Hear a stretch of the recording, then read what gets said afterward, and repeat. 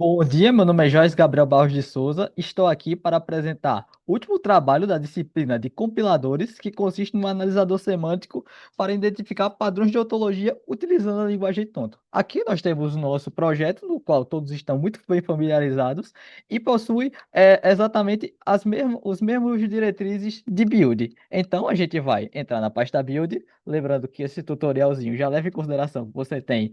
é, o repositório clonado e tem todas as dependências instaladas lá no dentro do nosso diretório de build. Nós vamos rodar o CMake justamente para pegar o scriptzinho para gerar o nosso makefile, que vai ser extremamente importante para a gente gerar o nosso arquivo executado. Então aqui a gente vai fazer CMake, traço, traço build, ponto, e nós vamos fazer o build do projeto. Aqui eu já tinha buildado outras vezes, então foi um pouquinho mais rápido. Então nós vamos voltar à nossa pasta raiz do projeto e nós vamos executar o nosso executável que está na pasta build. Lembrando que todo o nosso projeto, o arquivo de entrada, ele é um monobloco, que é justamente o conteúdo que está no, no arquivo tonto. Aqui eu vou justamente pegar um arquivo de um padrão qualquer só para testar a ferramenta. Então, voltando aqui para a prévia, para rodar, a gente faz build comptonto e a gente passa como parâmetro justamente o arquivo. Teste.tonto. Aqui vai ser gerado todo o processo de análise estática e semântica ainda é gerado, então a gente tem esse logzinho, mas aqui a gente tem o log da análise semântica. Ou seja, quando a gente efetua toda a análise semântica, a gente tem um output que é cuspido exatamente aqui, em Semantic Analytics. Ou seja, a gente vai na pasta Semantic e aqui vai ter dois arquivos. A gente vai primeiro para o arquivo de análise e aqui a gente vai ver que foi identificado um padrão mode completo, ou seja, tudo ok. Então, o mode, esse nome caracteriza a classe name1 e também tem uma dependência externa. É tal qual é um requisito do padrão mode. Ele tem que caracterizar uma entidade e tem que ter uma dependência externa a outro. Ou seja, os nossos requisitos foram bem atendidos em relação a reconhecer o padrão de projeto mode. Nesse caso específico. Aqui a gente tem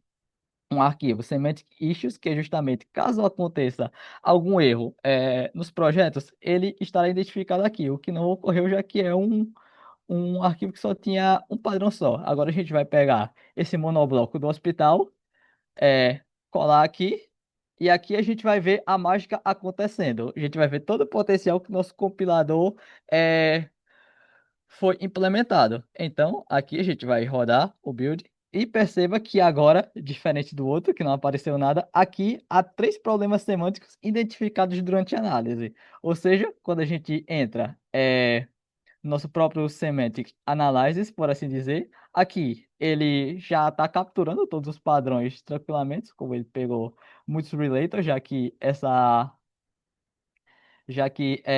esse projeto em si tem muitos relators, mas ele identificou alguns problemas da ontologia que a gente vai ver agora no Semantic Issues. Aqui a gente tem a violação da antirrigidez, porque quando você tem no row, você tem uma generalização entre seus rows, então ele não pode ser disjoint. E é exatamente isso que aconteceu nessa nossa generalização aqui de funcionário UBS. Se a gente for ver aqui, a generalização de funcionário UBS, ele está como disjoint complete e não pode, já que esse aqui é o padrão mode.